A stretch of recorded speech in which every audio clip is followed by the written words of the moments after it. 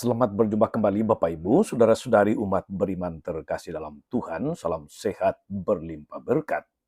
Hari Jumat tanggal 15 November 2024, saya Romagus CSSR mengajak saudari-saudara merenungkan kutipan Injil Lukas bab 17 ayat 26 sampai 37.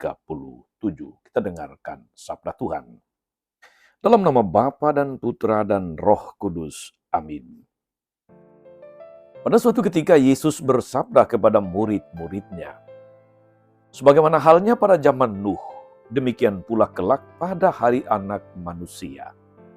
Pada zaman Nuh itu, orang-orang makan dan minum, kawin dan dikawinkan. Sampai pada hari Nuh masuk ke dalam bahtera. Lalu datanglah air bah dan membinasakan mereka semua.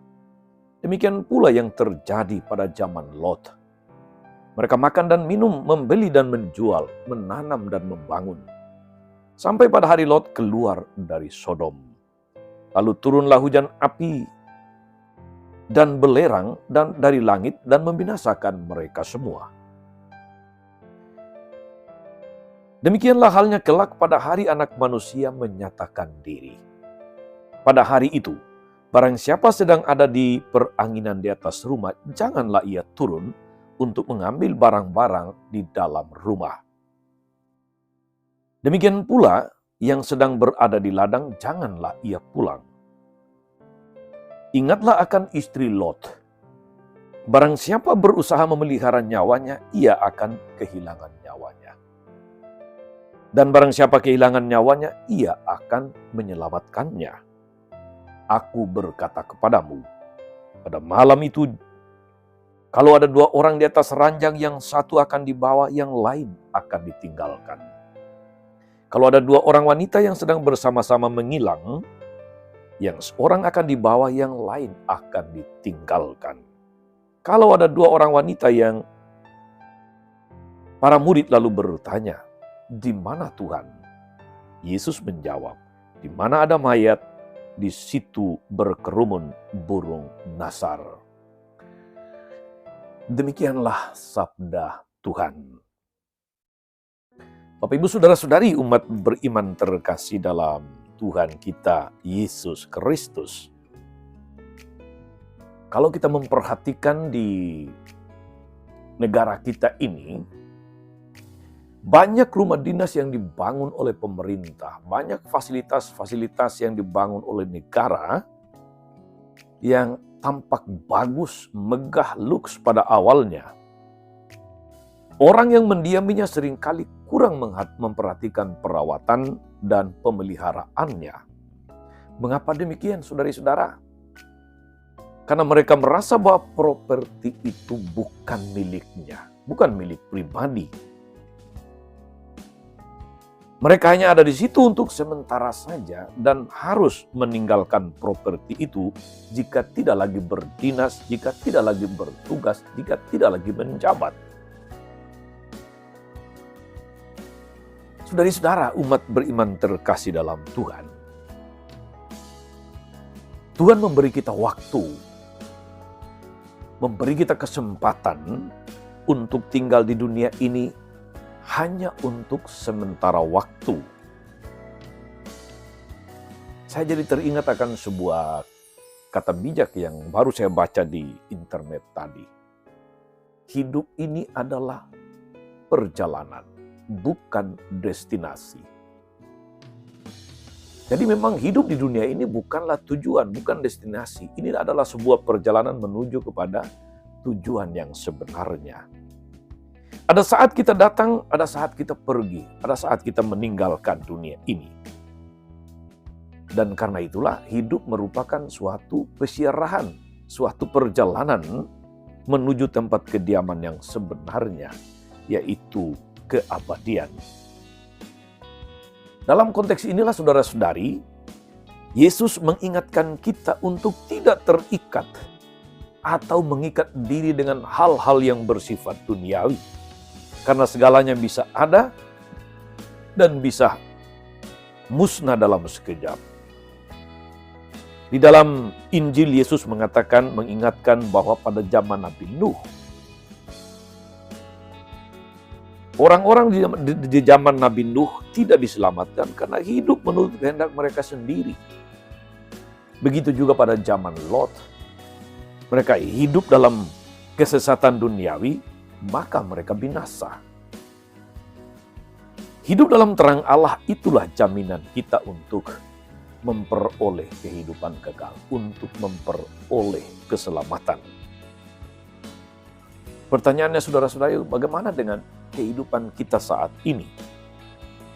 Masih adakah ruang dan waktu dalam hidup kita di zaman milenial ini? Di mana otak dan hidup manusia dibanjiri, dijejali dengan berbagai tawaran menggiurkan. Lewat media sosial yang justru seringkali membuat kita merasa capek dan kehilangan gairah hidup, kehilangan orientasi dan tujuan hidup yang sebenarnya.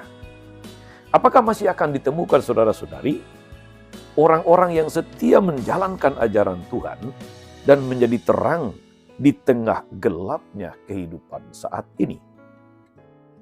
Saudari dan saudara umat beriman terkasih, kita diajak oleh firman Tuhan hari ini supaya memiliki keutamaan waspada, keutamaan berjaga-jaga. Karena segala hal yang bersifat duniawi yang mengikat kita atau di mana kita terikat, itu adalah sesuatu yang sementara, yang tidak akan abadi. Dunia keabadian, itulah yang menjadi arah tujuan kita, itulah destinasi kita. Maka kalau hidup itu adalah pesiaran, hidup itu perjalanan, buatlah berarti. Karena apa yang kita lakukan di dunia, apa yang kita seriusi, apa yang kita hayati, menentukan hari akhir kita. Saudari-saudara umat beriman terkasih, walaupun dunia ini sementara, dan kehidupan kita di dunia ini juga bersifat sementara, namun kita perlu mewarnai kehidupan bersama sementara ini dengan suasana kerajaan Allah, seperti yang saya katakan dalam renungan kemarin, bahwa kerajaan Allah itu bukan soal tempat, tapi suasana yang dibangun berdasarkan nilai-nilai iman, nilai-nilai ajaran Tuhan untuk kita. Maka hendaklah kita saling mengasihi satu sama yang lain, saling mencintai satu sama lain, saling care, saling peduli satu sama yang lain, saling bela rasa. Jangan pernah kemudian kita berpikir ibarat rumah dinas yang dibangun pemerintah tadi, saudara-saudari, bahwa kita tidak perlu merawat, kita tidak perlu terlalu peduli, hanya karena itu bukan milik kita. Kita perlu merasa memiliki saudara-saudari yang lain. Kita perlu merasa memiliki dunia ini. Kita perlu merasa memiliki masa depan dunia ini, sehingga kita berusaha untuk menjaganya, merawatnya sebagai salah satu bentuk berjaga-jaga, salah satu bentuk berwaspada, karena kita punya tujuan akhir, yaitu persatuan dengan Tuhan.